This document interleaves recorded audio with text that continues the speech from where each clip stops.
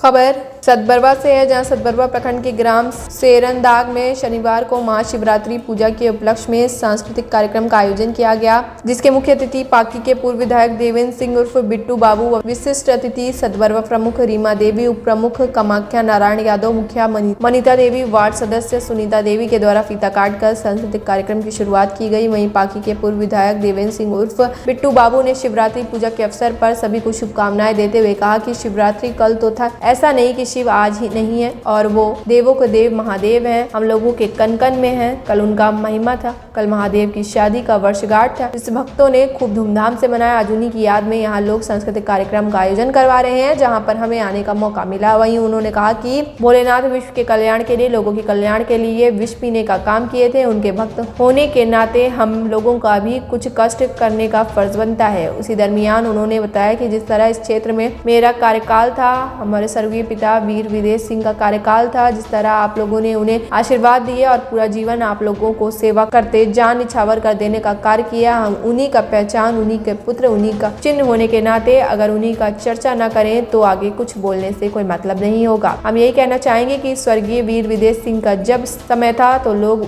यही कहते थे कि ना खाता ना वही वीर विदेशी बाबू जो कहे वही सही। उसी के तहत स्वर्गीय वीर विदेश सिंह ने धावाडी बगीचा में कैंप लगवा करके लगभग 1600 से ऊपर लोगों को पेंशन बनवाने का कार्य किया था। हाँ, शिवरात्रि के शुभ अवसर पे आज हम लोग ग्राम सेरनदाग के मलय डैम के प्रांगण में उपस्थित हुए हैं इस सांस्कृतिक कार्यक्रम में। और यहाँ पे जिस तरह से बहुत सारे बहुत समस्या जो आया और जरूरी से लगा कि हाँ भाई देखिए, इस क्षेत्र विधायक विहीन क्षेत्र हो चुका है ये पाकी विधानसभा।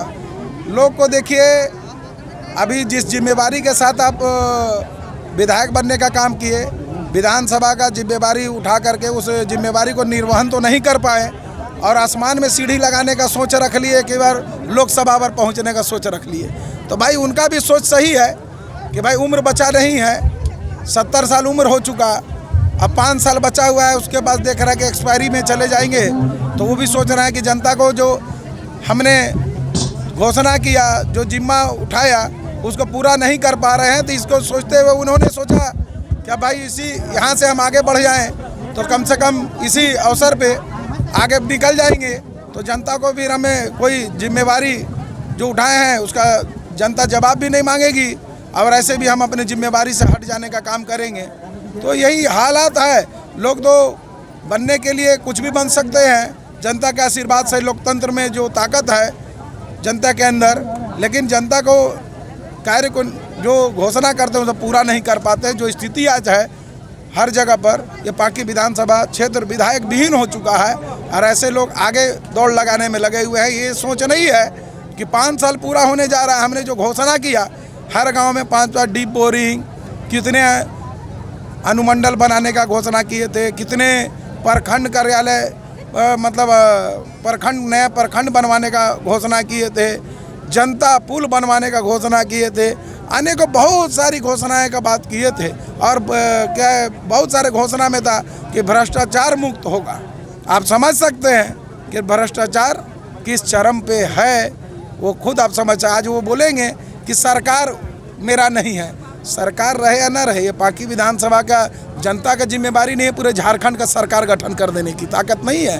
ये अपने विधानसभा के अंदर के ही रिजल्ट देने का जनता के अंदर ताकत है कि विधानसभा का रिजल्ट दे सकते हैं और लोकसभा का आप बढ़त दे सकते हैं, ये कर सकते हैं। पूरा लोकसभा का अकेला यहाँ चुनाव भी रिजल्ट नहीं दे सकती है जनता पाकी विधानसभा का।